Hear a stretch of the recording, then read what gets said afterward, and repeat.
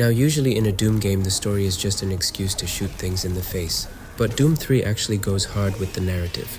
It also operates as a complete reboot, so you can ignore anything that happened in the older games. So you play as a nameless space marine who just arrived for his first day of work, and it's the year 2145. You get stationed on Mars inside this huge facility owned by the United Aerospace Corporation, or the UAC. This place is basically an evil military-industrial complex where they're researching biological weapons, advanced tech, and most importantly, teleportation. So when you first step off the transport ship, the atmosphere is incredibly dense. It doesn't feel like an action game. It really does feel like a horror game. Like everything is decrepit, people are whispering about hearing voices, and you can tell things are already kind of falling apart. And the guy running the show is Dr. Malcolm, and he's just the worst. He's the head scientist in charge of the teleportation experiments, and it turns out those teleporters are literally opening gateways straight to hell. But instead of realizing he made a mistake, he completely loses his mind. And the audio logs further imply that he actually took a trip through the portal himself, went to hell, and got corrupted or possessed by demons. So basically when the invasion happens, it isn't by accident. Dr. Malcolm intentionally sabotages the base and unleashes this demonic horde on the Mars facility. Everyone either gets killed or turned into these zombies, and you're left alone to try and stop these things from hijacking the teleporters so they can't invade Earth. All units, this is Sergeant Kelly.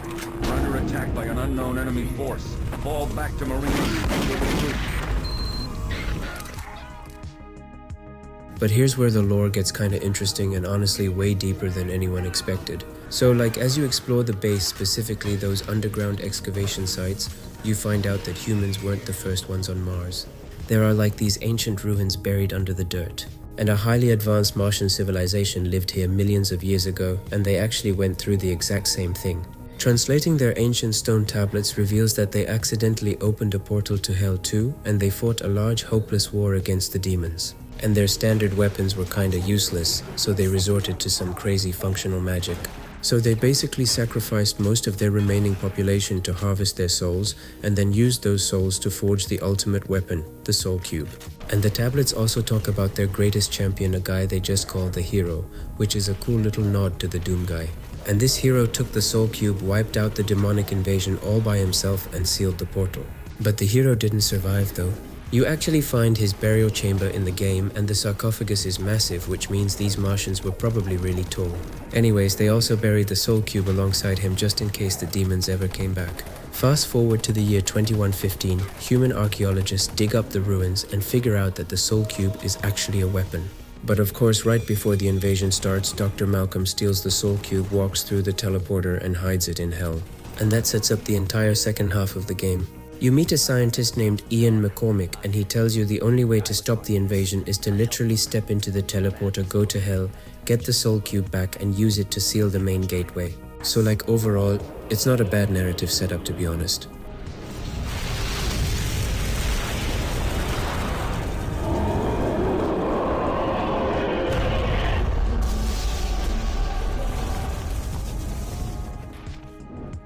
Okay, now let's move on to the visuals. So the whole art style and the graphics are basically what defined the game at the time. And when id Software built their new id Tech 4 engine, they did something that was pretty revolutionary for its time. It now had real-time dynamic lighting and shadowing. In older games, shadows were just painted onto the textures, they were fake. But in Doom 3, every single light source casts an accurate shadow based on the 3D geometry of the room. If a swinging light bulb is moving back and forth, the shadows on the floor move perfectly in sync with it. It was absolutely mind-blowing in 2004, and honestly the lighting still looks incredibly moody and atmospheric today. But then they used this tech to be incredibly cruel to the player. The game is really dark, I mean ridiculously aggressively dark. Half the lights in the facility are broken, generators are failing, and you spend most of your time creeping through pitch-black corridors. The aesthetic is purely industrial biomechanical horror. There's blood smeared on the walls, pentagrams drawn in human remains, and machinery that looks like it wants to eat you. And when you finally go through the portal and enter Hell, the art style shifts dramatically, and it's easily the best looking part of the game. Now you have these twisted floating platforms, giant stone bricks and iron bars casting creepy shadows against the orange glow of Hellfire. It feels organic and very demonic, which is a great contrast to the cold metal of the Mars base.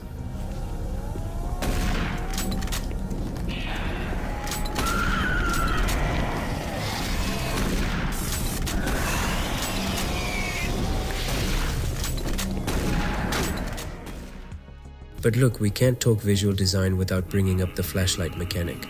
Because the game's so dark, you absolutely need a flashlight to see where you're going. So basically you hold the flashlight like a weapon. Like if you want to pull out your pistol or the shotgun, you have to put the flashlight away. This means that when you're fighting demons in a dark room, you're fighting completely blind. So you gotta like memorize where the demon is, switch to your gunfire into the darkness and pray you hit something. People lost their absolute minds over this design choice. Like, why the hell can't an elite space marine figure out how to hold a flashlight and a pistol at the same time? It became such a massive joke that a modder named Glenn Murphy actually created a mod called duct tape just a few days after the game came out. Under the crazy presumption that duct tape had to exist somewhere on the Mars facility, he kinda like duct taped a flashlight onto the shotgun and the machine gun. And this mod was like downloaded over 80,000 times in its first 24 hours. But to be honest though, I kinda get what id Software was trying to do. Yeah, it makes no logical sense, but it was a deliberate gameplay choice designed to create tension. Whether you hate it or love it, you have to admit it made the game incredibly memorable.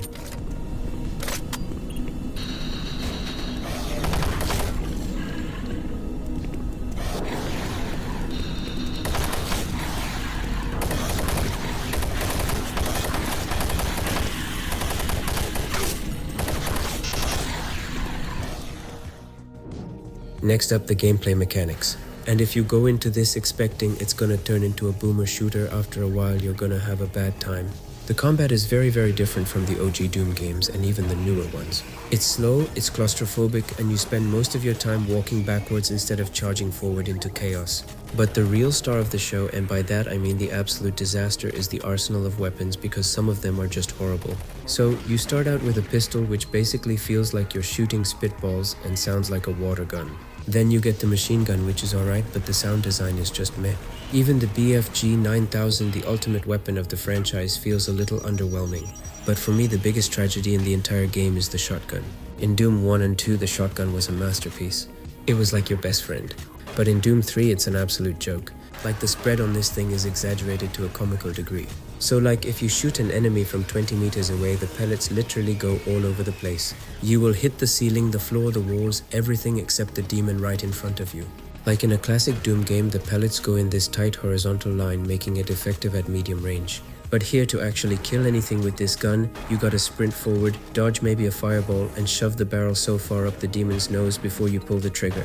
It essentially functions as a melee weapon. And to make matters worse, the shotgun fires incredibly slowly. You shoot, you pump, and then wait forever before you can actually pull the trigger again. Meanwhile, the game is full of these Z-Sec zombies, which are possessed UAC guards, and a lot of them carry shotguns too. But their shotguns fire at least twice as fast as yours. And if you try to trade shots with a zombie soldier, you will lose every single time. So like, you gotta peek around corners, bait them into following you, then blast them at zero distance. It makes the combat feel kinda cheap and frustrating.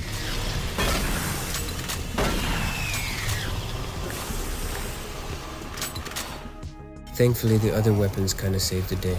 The plasma gun and the rocket launcher are pretty good. I think the rocket launcher is easily tied with the plasma gun for the best overall weapon in the game.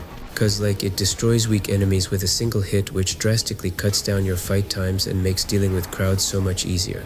The game also gives you this thing called the Soul Cube. It's this ancient Martian artifact that talks to you telepathically.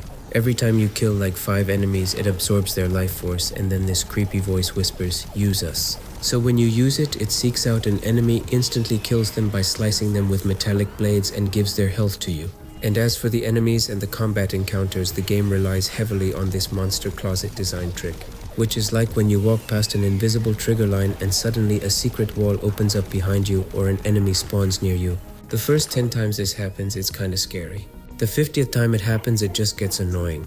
It creates a very slow pacing where you're constantly paranoid, checking your 6 and throwing grenades into dark corners before you even enter a room. It's effective survival horror, but it really bogs down the momentum. Maybe it works here because, I mean, it's not really a Doom game, you know. But hey, the game isn't all stress and cheap hits. There are also some fun Easter eggs hidden around the base. My favorite has to be the Super Turbo Turkey Puncher 3 arcade machine. You can find this functioning arcade in the cafeteria and a few other areas. And if you manage to get a high score of 25,000 points, you will get a sarcastic email congratulating you for wasting your time, telling you that your parents can rest easy, knowing they raised a shining example of humanity.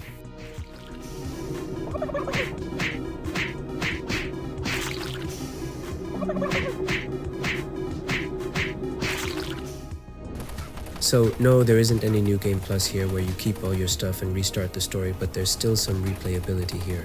Like if you really want to have the full Doom 3 experience, you have to play the expansions. The first one is called Resurrection of Evil. It takes place 16 months after the main game. You play as a combat engineer who finds a new demonic superweapon called the Artifact. And this DLC is actually more action-packed and has better pacing than the base game. They also brought back the double-barreled super shotgun. Unlike the garbage default shotgun, this super shotgun is an absolute beast. It does massive damage and instantly makes the combat fun again. And the second expansion is called The Lost Mission. So in this one you play as the last surviving member of Bravo Team during the events of the original game. A scientist named Dr. Richard tells you that the demons have hijacked an experimental teleportation array and are trying to use it to invade Earth, so you have to go shut it down.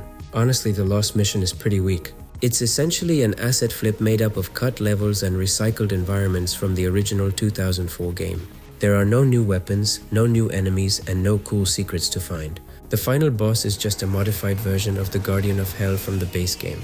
I mean, it's fine if you're like desperate for more Doom 3 content, but it absolutely lacks the polish and care of the main campaign.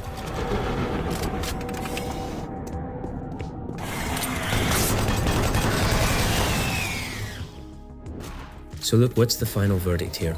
After like 22 years out in the wild, how does Doom 3 hold up today? Well, to be perfectly honest with you, it's still kinda complicated. Like, is it perfect? Hell no. But on the flip side, it does a few things right. Like the environmental storytelling with the PDAs is top tier. And the lore expanding on the ancient Martian civilization and the Soul Cube adds some depth to the universe. And also the atmosphere is still solid. And like if you approach it with the right mindset, turn off the lights in your room, put on some good headphones, and just let yourself get immersed in, you're gonna have a good time. Anyways, thanks for watching, guys. Let me know in the comments if you ever played this back in the day, and I'll catch you all in the next one.